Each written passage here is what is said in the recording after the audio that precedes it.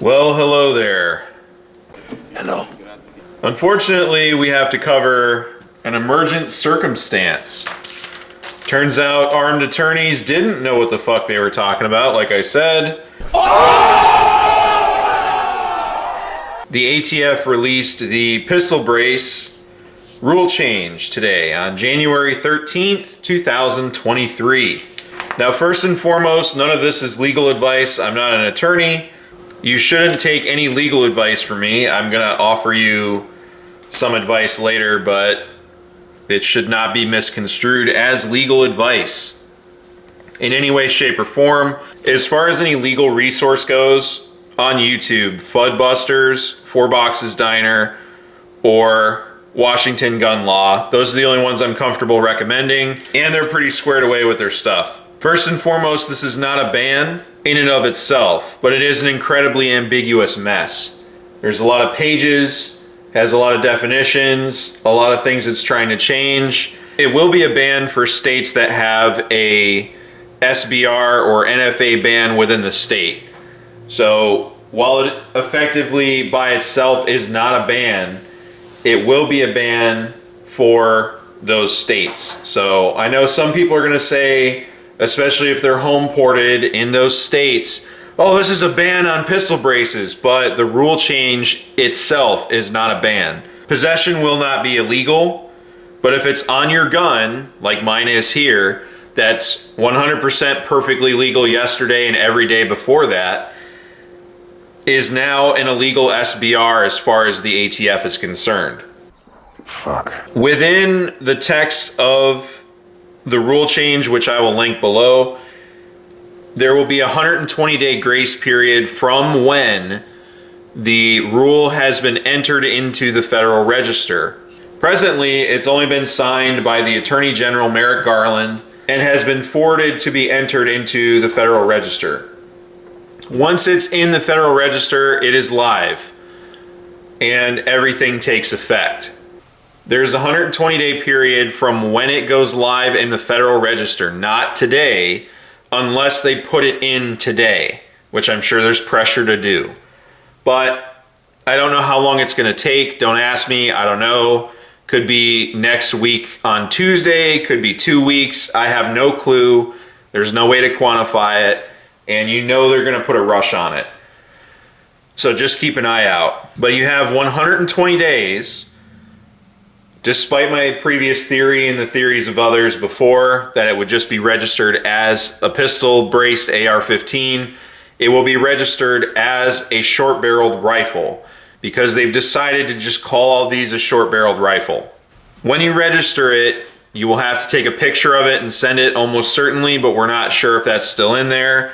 There's a lot of reading to do, but you will not have to pay the $200 tax stamp in the process of registering it with the ATF. There's language in there that specifically states you will not be required to pay the $200 tax, and the ATF will not retroactively attempt to collect the tax, which is in conflict with the law because they're required to collect taxes for this item. That's what's in the law. So I'm not sure how that even works. And that's definitely going to be a constitutional issue. But that notwithstanding, that's what the rule change says. They removed the Form 4999. Yay, I guess. But in its absence, you will not be able to say, oh, well, my pistol braced AR doesn't meet the criteria, so I can have it. No, it's an illegal SBR, as is interpreted right now. There may be something in there, but you would have to individually send a picture to the ATF without the scoring sheet now, which was garbage to begin with, but without the scoring sheet, and it's going to be up to the ATF to tell you yes or no. It's a trap! They also go through and show things that in text they say is legitimate and is okay, and say it isn't. So you do the math there and figure out how that's going to be. It's a trap! The other issue is it redefines what a rifle is. They can't do that. It's already an established definition, but I think they took eight separate portions and decided what the new definitions for a rifle will be. which is bad. Next, for everyone, selling an AR pistol is prohibited upon the effective date, but won't be enforced for 60 days from the date it hits the register. It's a trap! Additionally, I don't see an FFL doing any transfers for anybody from today. Even though it's not effective, the ATF is very ruthless in their enforcement and they're cracking down on FFLs right now. So I don't see anyone selling those for you, doing any sort of transfers or any FFL paperwork for a pistol braced AR-15, even though it's not on the register yet. You might have different luck with that. It's up to you. You're an adult. You make those decisions, but don't get upset when your FFL tells you no, because they're in a position as well. So if you have a friendly relationship with your FFL, they're going to have to tell you no for something that the ATF said and it isn't even in effect yet, but you're going to be putting them in a position. If you like your FFL, don't do that to them. That's all I'm going to say.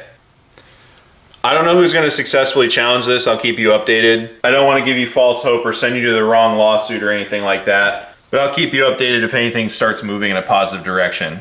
This is going to help the ATF with their registry. So I know some of you, including myself, I was going to SBR this anyway, right? And people are going to feel some type of way if I do SBR it. But I hate to break it to you, the post office law enforcement already monitors everything that happens in social media. YouTube is social media. The feds monitor YouTube and all your social media posts. So any YouTuber with one of these, you're fucked. I'm fucked. Any YouTuber's fucked. It is what it is. So I'm gonna have to make a determination and figure out how I'm gonna carry on here soon. But this is a win for the ATF regardless.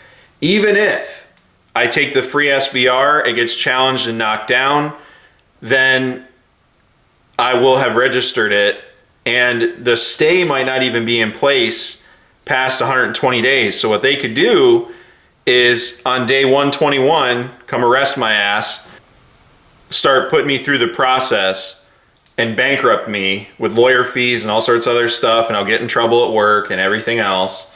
Just like those stories you saw in Mr. Guns and Gear about those sailors that got in trouble. So that could be me if I don't comply like a good little boy because my stupid ass has a YouTube channel. So I have to make my own decision. Why are you gay? But I know some guys out there are going to be jumping up and down that, oh, I get a free SBR. You do, but you're going to have to take a picture of it and do the registration and all that other stuff. I already have NFA items. I'm already in their system. A win situation here. But if you don't have any NFA items and you make different decisions than I'm probably going to make, that's up to you. I'm not going to disparage anybody for making a decision. What I don't want anybody to think is this is a win. It's not a win. It's a loss. So whether you get a free SBR or not, it's a loss. But for everyone watching this video now, moving forward, watch out, because there's going to be no shortage of FUD range officers, bitch-made narcs, and all these other scared-ass people that are going to start pushing you to do stuff. That's not me. That's not how I'm wired. So be careful who you hang out with, and do not let anyone take a picture of your firearm. Don't go places with people you don't know to shoot with. And if you have one of these, if you make different choices than registering it or doing any of the stuff that they've offered, then one, don't talk to me about it, and two, be very careful about who you do that around. Don't get caught. And don't let people take pictures of your shit. And for all you rocket doctors out there with your real names on social media and your pictures of your guns, take them all down. Delete them.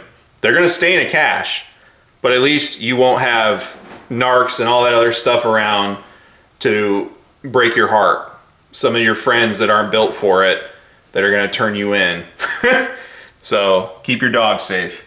FBI, open up! But Facebook, Instagram, all that shit that you have this stuff posted, take it down. Do not send, this is not legal advice, do not send pictures to the ATF asking if yours is legal.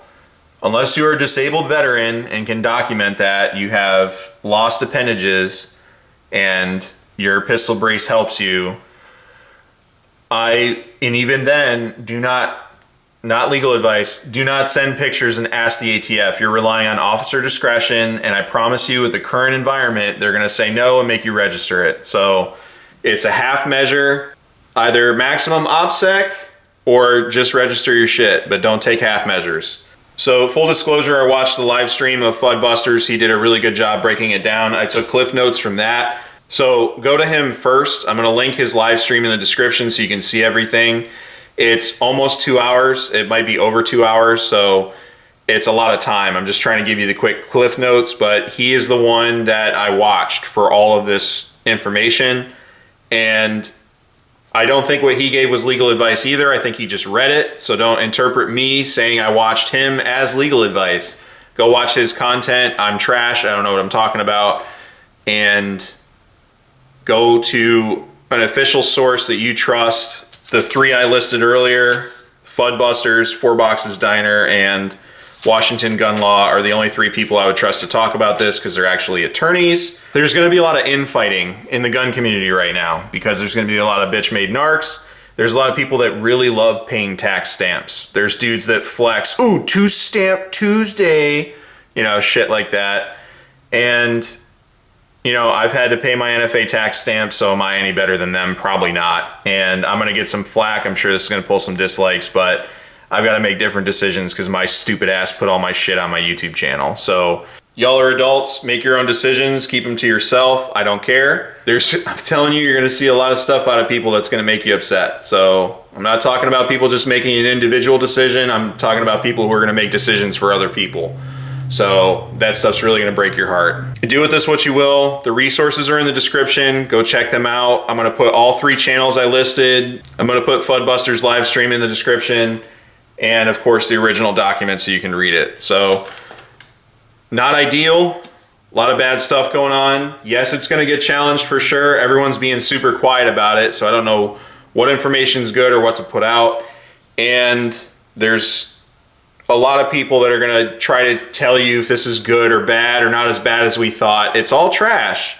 Decide whether you want an SBR or not. That's pretty much it. And for the people in the states that are gonna lose it all together, I genuinely feel bad for you, and I can't tell you what to do there. I really can't. And I honestly don't know. I'm leaning towards they're getting rid of interstate travel with AR-15 pistols or AK pistols or whatever, but that's probably gone now. So I don't know what y'all want to do. You know, have a come to Jesus meeting with yourself. Think about your options and make a decision. I also can't wait for armed attorneys to post their apology video for being wrong, but probably shouldn't hold my breath on that one, huh? Beware of who you listen to. That's all I'm gonna say. But as always, thanks for watching and take care out there.